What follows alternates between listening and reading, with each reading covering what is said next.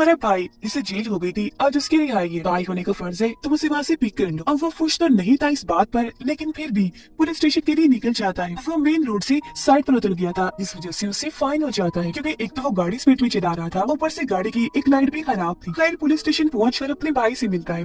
दोनों एक दूसरे को देखकर बहुत खुश थे, क्योंकि 5 साल के बाद मिल रही थी। उसके भाई को जब पता चलता है कि लुइस अपने दोस्त के घर जा रहा है, तो वो भी साथ जाने की बात करता है, जो चीज लुइस को पसंद नहीं आती। वो सोच रहा था कि मेरे सारे प्लान पर पानी फिर गया है, मैं और मेरे दोस्त एक साथ वक्त नहीं गुजार सकेंगे। और तो उसका भाई भी उसे ये कहकर गुस्सा चढ़ा देता है कि तुम्हारे दोस्त ने तुम्हें सिर्फ ऑप्शन में रखा हुआ है। उसने एक बार कहा और तुम पागलों की तरह उससे मिलने जा रहे हो। इस बात से तो इसको गुस्सा आ गया। तेजी से गाड़ी चलाकर वो साइड में लाकर रोक देता है और अपने भाई को कह रहा था कि अब की बात इस तरह की कोई बात मत करना। एक जगह पर आकर लुइस का भाई गाड़ी में एक रेडियो लगवा लेता है, जो एक ऐसा रेडियो था जिसके जरिए सभी गाड़ी, बस, ट्रक ड्राइवर एक दूसरे से बात करते हैं सड़क की सूरत हाल मालूम करने के लिए। इस रेडियो को लुइस का भाई एंजॉय करने के लिए इस्तेमाल कर रहा था, तो उसका तो अच्छा टाइम पास हो रहा था, क्योंकि आसपास के जितने भी मुसाफिर थे सब कोर्स के जरिए एक दूसरे से बात कर रहे थे। जो कोर्स खास तरह के नाम थे, उसका भाई अपना और लुइस का भी नाम रख लेता है। जिस दौरान उनकी बात एक ट्रक ड्राइवर से होती है, जिसका कोड था रस्टी नील, यानी जंग लगी की। वो कह रहा था कि बारिश अक्सर लोगों को पसंद होती है, क्योंकि वो सब लोगों को घरों के अंदर रखती है, और मेरे हिसाब से बारिश आज रात में होने वाली है। अब उसकी अजीबोगरीब बातें सुनकर लुइस के भाई को फजूल सा आइडिया आता है, जिस बारे में वो लुइस को भी बताता है कि तुम ऐसा करो, लड़की बनके इससे बात करो, इसे पागल बनाते। अब ये आइडिया लुइस को पसंद नहीं आया, तो वो मना कर देता है, और अपने भाई की जिद करने पर वो रस्टी नील से लड़की की आवाज निकाल कर बातें करता रहता है। वो भी पूरी तरह लड़की समझकर उसकी बातों में खो गया और दोस्ती कर लेता है। पर इसी बीच उनका राब्ता टूट जाता है, जिस बात से लुइस के भाई को काफी गुस्सा आ गया, क्योंकि वो इस मजाक के कुछ देर और मजे लेना चाहता था, और फिर उसे बताता कि वो लड़का है जिसे तुम लड़की समझ के बात कर रही हो। फिर रात गुजारने के लिए एक होटल में रुके। लुइस का भाई जब अंदर जाता है तो देखता है कि वहाँ एक अमीर आदमी होटल के वर्कर से गुस्से में बात कर रहा था। लुइस का भाई उसे समझाने की कोशिश करता है, पर वो उल्टा उसे जड़कर वहाँ से चला जाता है। रेडियो में हलचल हुई, जिसके बाद वहाँ रस्टी नील बोला, क्योंकि वो लड़की को पुकार रहा था जिससे उसकी दोस्ती हुई थी। ये चीज देखकर लुइस काफी हैरान रह गया, क्योंकि साफ जाहिर था कि वो लड़की को ढूंढ रहा है और कब से इनके पीछे है। और यहाँ दोबारा से लुइस के भाई के दिमाग में एक आइडिया आता है। लुइस के जरिए वो रस्टी को बोलता है कि मैं यहाँ एक होटल में रुकी हूँ, तुम भी आ जाओ, लेकिन हाँ आधी रात को कमरा नंबर 17 में आना, शराब की बोतल लेकर। कमरा नंबर 17 में वो अमीर आदमी रुका था, इसीलिए उनका प्लान था कि बहुत मजा आएगा अगर वो आ गया तो। दोनों कमरे में जाकर आराम कर ही रहे थे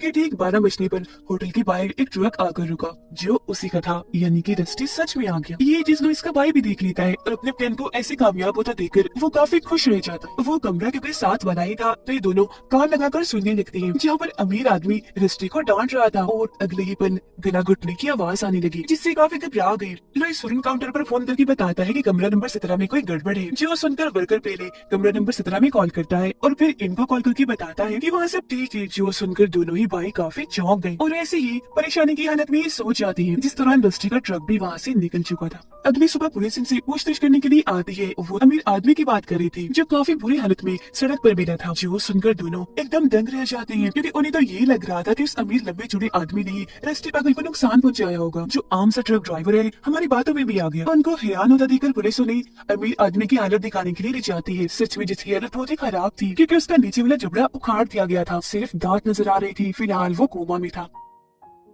इनका मजाक इतना खतरनाक साबित हो गया, इन्हें कोई अंदाजा नहीं था, इसलिए लुइस सारी बात पुलिस को बता देता है, जो सुनकर वो काफी गुस्सा करते हैं, ये कहते हुए कि इससे मुतल्लिक के पहले बहुत सारे केसेस है हमारे पास, मुसीबत हम उस ट्रक ड्राइवर को पकड़ भी ले सकते हैं, क्योंकि कोई उसके बारे में कुछ जानता तक नहीं, ये भी नहीं जानते, इसलिए पुलिस इनको छोड़ देती है। यहाँ लुइस को तो अपनी गलती का एहसास था, पर उसके भाई को जरा भी नहीं, और ये दोबारा अपने सफर पर निकल पड़ते हैं। रास्ते में लुइस जैसी रेडियो को छेड़ता है, तो वो ये सुनकर काफी दंग रह गया कि रस्टी अभी भी लड़के को ढूंढ रहा है, जिसका मतलब था कि इनका मजाक अब इनका बुरा सपना बन गया है, जो खत्म ही नहीं हो रहा था। इस मामले को निपटाने के लिए उसका भाई अभी भी बातें घुमा रहा था कि भूल जाओ उसे, वो तुम्हें पसंद नहीं करती। पर लुइस एकदम से सच बोल देता है कि हमने सिर्फ मजाक किया था, कोई लड़की है ही नहीं। जिस बात से रस्टी का गुस्सा आया, तो वो माफी मांगने का कहता है, लेकिन उसके भाई ने माफी ना मांगकर मामला और खराब कर दिया, उसे गालियां देकर बुरा भला कहकर। वो बोलता ही जा रहा था कि तभी रस्टी बस एक लाइन बोलकर उसकी बोलती बंद करवा देता है कि तुम्हें अपनी गाड़ी की लाइट ठीक करवा लेनी चाहिए, जो सुनकर दोनों की धड़कनें रुक गई, क्योंकि वो समझ गई कि रस्टी हमारा पीछा कर रहा है और कब से हमारे पीछे। घबराहट में ये तेजी से गाड़ी चलाने लगते हैं, लेकिन इनकी किस्मत पेट्रोल भी खत्म हो रहा था। अब तो लुइस का भाई भी काफी घबरा गया था क्योंकि गाड़ी गैस स्टेशन तक नहीं पहुंच पाएगी, लेकिन फिर भी दिमाग लगाकर उस सड़क खत्म होने पर गाड़ी मोड़ लेता है, जिससे ट्रक आगे निकल गया क्योंकि इतना बड़ा ट्रक जल्दी से नहीं मुड़ सकता। ये दोनों भी खुश हो गई क्योंकि फौरन ही गैस स्टेशन इन्हें मिल गया। अपने भाई को पेट्रोल भरने का कहकर लुइस पुलिस ऑफिसर को कॉल करने के लिए अंदर चला जाता है ताकि वो सारी सूरत हाल के बारे में बता सके। और इसी दौरान यहाँ एक बर्फ वाला ट्रक भी आकर रुक गया, जिसके अंदर से खतरनाक दिखने वाला आदमी बाहर आया जिसने हाथ में बल्ला पकड़ा हुआ था। वो जैसे ही अंदर जाता है, लुइस का भाई इशारे से उसे बता देता है क्योंकि उन्हें शक था कि यही रस्टी है। इसीलिए लुइस बगैर ऑफिसर से बात किए सिर्फ बिल देता है और बाहर आ जाता है और ये दोनों गाड़ी में बैठकर जल्दी से यहाँ से निकल जाते हैं। जल्दबाजी की वजह से सामने आ रहे ट्रक से टकराने ही वाले थे कि बाल बाल बच गए। इन्हें डर था, वो आदमी पीछे बढ़ा हुआ था। तो आगे बढ़ते बढ़ते एक ऐसी जगह पर आ जाते हैं जहाँ रोड खत्म हो गया। फातिमा इनके पास आता है क्योंकि वो दरअसल इनका कार्ड वापस करने आया था जो लुइस स्टोर के अंदर ही भूल आया था। और रही बात उस बल्ले की, वो तो एक औजार था ट्रक चेक करने वाला। कार्ड देने के बाद जैसे आदमी वहाँ से जाता है, इनकी जान में जान आती है। लेकिन अगले ही पल वहाँ हलचल हुई। ये जैसे मुड़कर देखते हैं तो वहाँ इनका बुरा सपना था, यानी रस्टी जो उस बर्फ वाले ट्रक में अपना ट्रक दे मारता है। फिर ट्रक को चीरते हुए इनकी तरफ ही बढ़ता आ रहा था। ये जल्दी से गाड़ी में बैठकर भागने लगते हैं। वो भी पागलों की तरह इनके पीछे बढ़ जाता है। वो इन्हें कुचल ही देता कि एक बार फिर ये गाड़ी मोड़कर उसे चकमा दे देती है, लेकिन अब की बार गाड़ी एक पेड़ के सामने एक जगह पर आकर अटक जाती है। ये लोग बहुत कोशिश करते हैं वहाँ से निकालने की, पर नहीं निकाल पाए। और तभी इनकी मौत रस्टी भी ट्रक लेकर आ गया जो इनकी गाड़ी को धीरे धीरे करके कुचलता जा रहा था। वो गाड़ी तबाह करके इन्हें मौत की घाट उतार ही देता कि उससे पहले फौरन वीडियो उठाकर लुइस का भाई उससे माफी मांग लेता है। अब नॉर्मल होकर रस्टी ऐसा करने की वजह पूछता है, जिस पर उसके भाई ने जवाब दिया, मजाक मजे करने के लिए किया था बस, और कुछ नहीं। रस्टी बोलता है, मैं भी तो सिर्फ मजाक ही कह रहा हूँ। खैर इतना बोलकर वो चुपचाप ट्रक पीछे करके यहाँ से चला जाता है, जिससे दोनों राहत की सांस लेते। अगली सुबह गाड़ी ठीक करवा के तो उसके दोस्त के घर जाने के लिए निकल जाती है। लुइस का भाई रेडियो को गाड़ी से निकालकर फेंक देता है क्योंकि उसके हिसाब से ये सारी फसाद की जड़ थी। अब ये लोग लुइस की दोस्त जिसका नाम वहना है उसके पास पहुंच जाते हैं। हैरत उसे देखकर दोनों ही भाई खुशी से खिल उठते हैं। ये आ गई थी तो वहना की दोस्त यहाँ से चली जाती है। ये भी अपने सफर पर निकल गई। रास्ते में वहना लुइस का शुक्रिया अदा करती है। दोनों अपनी अपनी बातें करने ही लगे कि लुइस का भाई इन्हें बीच में ही टोक देता है। ये लोग फिर एक बार में जाते हैं जहाँ कुछ लड़के वहना से बदतमीजी करने लगे। लुइस के यहाँ आते ही बात बिगड़ने ही लगी थी कि उसका भाई आकर वहना को अपने साथ ले जाता है। उसे उसके कमरे में छोड़ते हुए अजीब तरह से वहना को देख रहा था। वो भी इन दोनों भाइयों को लेकर काफी कंफ्यूज हो रही थी कि मैं किसके साथ ताल्लुक बनाऊं, क्योंकि देखने से तो यही लग रहा है कि दोनों ही मुझे पसंद करते हैं।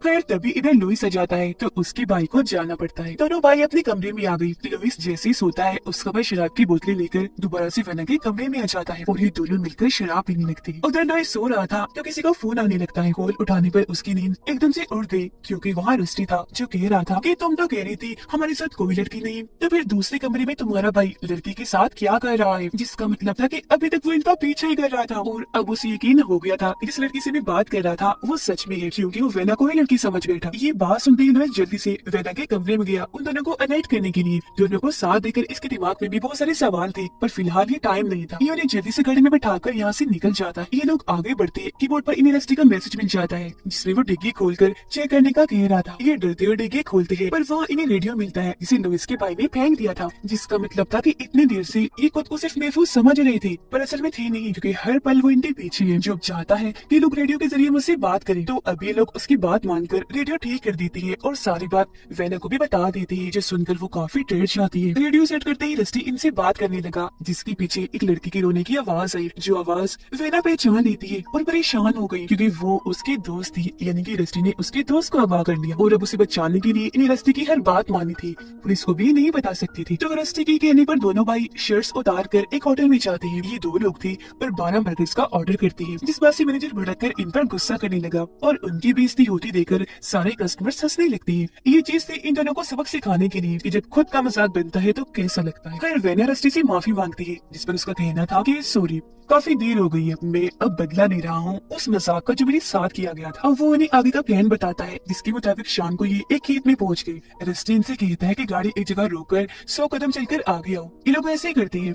और तभी रस्टी भी सामने से ट्रक लेकर आ जाता है जो लगातार इनकी तरफ ही बढ़ रहा था। वो रुकने का नाम ही नहीं ले रहा था, इसीलिए इन लोगों को भी साइड में हटकर खेतों में जाकर भागना पड़ता है। वो पागल अभी भी नहीं रुका, ट्रक लेकर खेतों में ही घुस जाता है। ट्रक को वो वही भगाने लगता है बड़ी लाइट ऑन करके। इनके बहुत ही पास था, बस कुछ ही देता, पर खुशकिस्मती से वहाँ नाला था, उसमें लेटकर ये अपनी जान बचाते हैं और ट्रक आगे निकल जाता है। टाइम से किए बगैर वो दोबारा से भागने लगे, पर इस बार अलग अलग हो गई, जिस वजह से रस्टी भी ट्रक से उतर जाता है। और यहाँ हम पहली बार उसकी झलक देख पाते हैं जो हरकतों के साथ साथ दिखने में भी खतरनाक लग रहा था। तीनों एक दूसरे को ढूंढ रही थी कि तभी रस्टी वेना को तो बोझ लेता है, ट्रक में डालकर उसे अपने साथ ले जाता है, जिस वजह से दोनों भाई आपस में लड़ने लगते हैं। और तभी इनकी गाड़ी में आग लग जाती है। रेडियो के जरिए रस्टी से बात कर रही थी जो ने कहता है कि आधी रात को एक होटल में मिलने आओ, लेकिन हाँ कमरा नंबर 17 में एक शराब की बोतल लेकर जो तुम्हारी गाड़ी में पड़ी है मैंने देखी थी। अब यही वो सारा मजाक था जो इन भाइयों ने उसके साथ भी किया था। शराब की बोतल जैसे ही लुइस देखता है फौरन उठा लेता है। जैसे वो थोड़ा दूर आई गाड़ी एक धमाके के साथ तबाह हो जाती है और अभी ने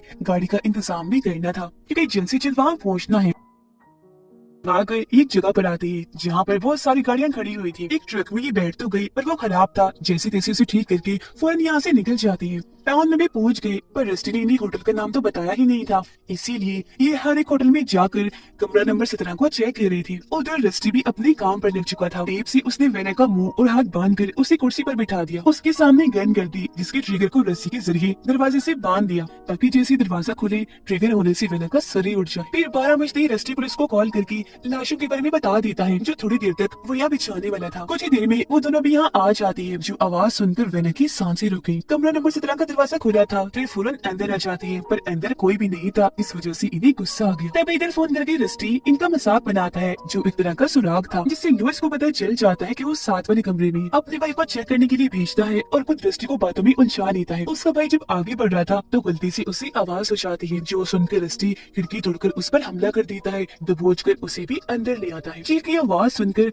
दरवाजे के सामने लुइस आ गया। वो दरवाजा खोलने वाला था कि ठीक वक्त पर उसके भाई ने खुद को छुड़वा लिया। फौरन वो लुइस को मना कर देता है कि रुक जाओ, दरवाजा मत खोलो। जो सुनकर लुइस भी रुक जाता है और वेना थोड़ा नॉर्मल हो जाती है। वो एक कील से खुद को आजाद करने की कोशिश कर रही थी पर नहीं कर पाती क्योंकि कील नीचे गिर गई। इसी दौरान एक लंबी सी जंग लगी कील लुइस की भाई की टांग के आर पार हो जाती है, जिसे बड़ी मुश्किल से तकलीफ बर्दाश्त करके वो निकाल रहा था। पर रस्टी उसकी टांग पर अपना पैर रखकर उसे और अंदर घुसा देता है, जिससे उसकी तकलीफ में और इजाफा हो गया। और ध्यान रखते हुए लुइस अपने भाई तक तो पहुंच गया पर वो लकड़ी की बाड़ पर लटका हुआ था, जबकि रस्टी ट्रक लेकर यहाँ से निकल जाता है। लुइस अपने भाई को बहुत निकालने की कोशिश कर रहा था पर ये काफी मुश्किल था क्योंकि उसे एक बड़ी सी पाइप के साथ यहाँ पर अटकाया गया था। इतनी देर में पुलिस भी यहाँ पर आ जाती है, जिनको सबसे पहले होटल की मैनेजर की लाश मिलती है, इसीलिए वो हर कमरे को चेक करने लगे। जो आवाज सुनकर वेना रोने लगी। अब लुइस ने जैसे तैसे करके बाढ़ से अपनी बाइक को आजाद कर लिया। पुलिस भी वेना के कमरे के बाहर पहुंच चुकी थी। इससे पहले पुलिस दरवाजा खोलती ठीक वक्त पर लुइस ने वहाँ आकर वेना को साइड में कर दिया, जिससे गन तो चली